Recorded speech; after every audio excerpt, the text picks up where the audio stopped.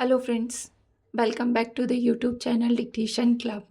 आज का डिक्टेशन आनंद मासिक पत्रिका से लिया गया है, जो कि 90 शब्द प्रति मिनट की गति से होगा।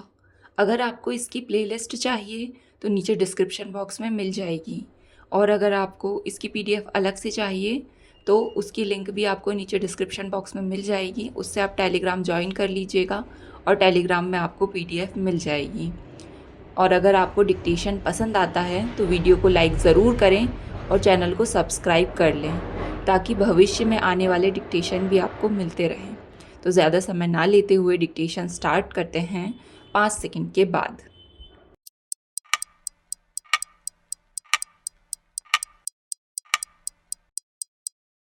स्टार्ट।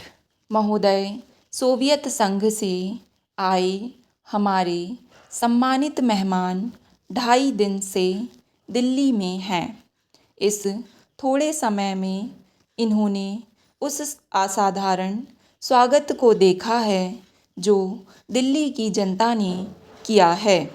उस स्वागत के बारे में मेरे लिए कुछ कहना व्यर्थ है, क्योंकि हमारी जनता ने बुलंद आवाज़ में अपनी बात कही है और हम अपनी जनता के प्रतिनिधि मात्र हैं। फिर भी मैं अपनी ओर से और अपनी सरकार की ओर से आए मेहमानों का हार्दिक स्वागत करता हूँ। यह स्वागत केवल औपचारिकता नहीं है। घटनाओं ने दिखा दिया है कि हमारे दोनों महान देशों की जनता के बीच गहरी मित्रता और भाईचारा है, जो स्वागत की औपचारिकता से अधिक महत्वपूर्ण है।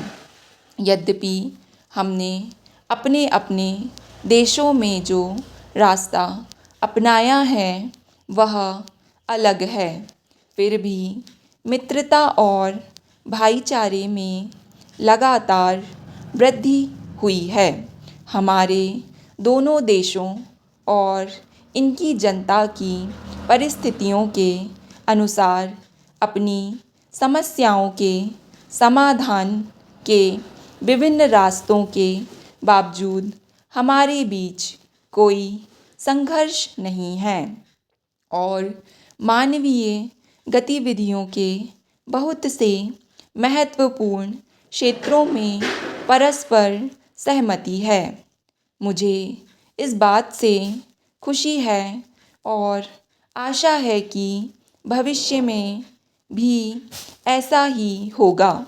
हम पड़ोसी देश हैं और हमारे देशों और हमारी जनता के पारस्परिक लाभ के लिए पड़ोस और मित्रता की भावना का होना अच्छा है। मेरा विश्वास है कि यह मित्रता संसार के बड़े बड़े मामलों के हित में है, विशेष रूप से बसे बड़े मामले विश्व शांति के हित में।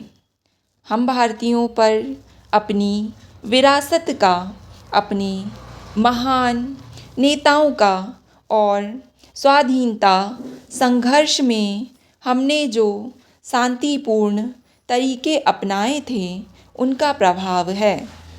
इसलिए हम विश्व शांति और सहयोग में विश्वास करते हैं।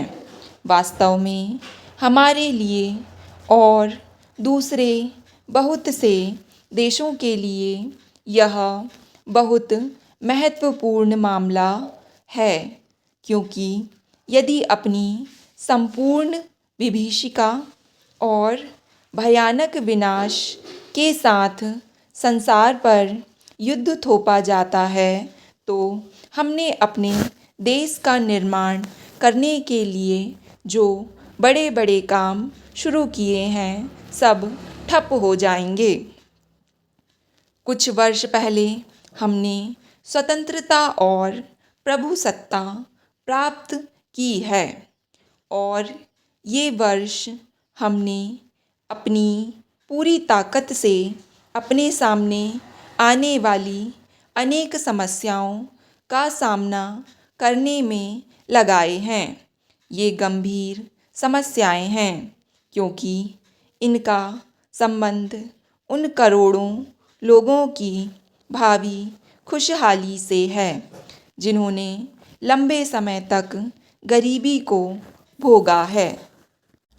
महोदय, हमें विश्वास है कि हम इन समस्याओं को हल करके अपने देश में समाजवादी व्यवस्था लागू कर सकते हैं जिससे प्रत्येक व्यक्ति को खुशहाली और उन्नति के अवसर प्राप्त हों। लेकिन हम जानते हैं कि यह काम कठिन है और समय भी बहुत लगेगा। फिर भी जिसने सफल होने का निश्चय कर लिया हो उसके लिए कोई काम बहुत कठिन नहीं होता। हमने ऐसा निश्चय किया है और हमें अपनी जनता पर विश्वास है। हम मानते हैं कि हमारे उद्देश्य ही अच्छे नहीं होने चाहिए बल्कि उनकी प्राप्ति के साधन भी अच्छे होने चाहिए, वरना नई नई समस्याएं पैदा होती हैं और उद्देश्य ही बदल जाता है। और हम यह भी मानते हैं कि हिंसा और घृणा से मानवीय प्रगति का उद्देश्य पूरा नहीं किया जा सकता। केवल मित्रतापूर्ण और सहकारी प्रयत्नों से ही संसार की समस्याएं हल की जाती हैं। इसलिए हर राष्ट्र और जाति के लिए हमारा मित्रता का हाथ बढ़ा हुआ है। हम दूसरे देशों के सहयोग और मित्रतापूर्ण सहायता का स्वागत करते हैं, लेकिन हम यह अनुभव करते हैं कि कोई राष्ट्र अपने परिश्रम और बल से ही आगे बढ़ता है। हमने अपनी प्रगति के लिए कुछ लक्ष्य निर्धारित किए हैं और अपने भरोसे पर ही हम उन लक्ष्यों की ओर बढ़ेंगे जो हमने निश्चित किए हैं।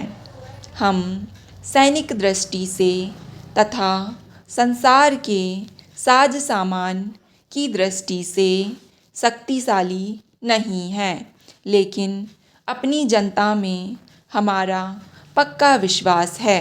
मैं विनम्रतापूर्वक कहना चाहूँगा कि भय और आशंका से भरे इस संसार में हम भयभीत नहीं हैं।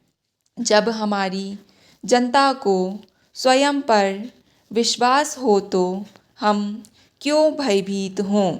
हमें किसी दूसरे देश या जाति के विरुद्ध कोई महत्वाकांक्षा नहीं है। हम उन सब की भलाई चाहते हैं और चाहते हैं कि सब देशों में सामाजिक तथा आर्थिक उन्नति हो। स्वतंत्रता ना देना और जाति भेद बनाए रखना अनुचित ही नहीं है, बल्कि इससे विवाद और युद्ध पनपता है।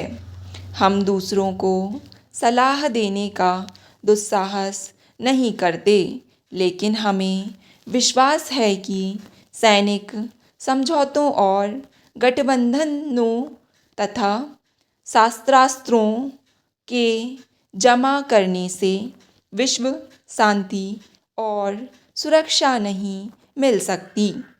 हम आज की समस्याओं पर विचार करते समय सैन्य भाषा या सैनिक दृष्टिकोण अपनाने को अच्छा नहीं समझते। आज चारों ओर शीत युद्ध विरोधी खेमों और गठबंधनों की चर्चा है। स्टॉप। डिक्टेशन पसंद आए तो वीडियो को लाइक तथा चैनल को सब्सक्राइब ज़रूर करें। धन्यवाद।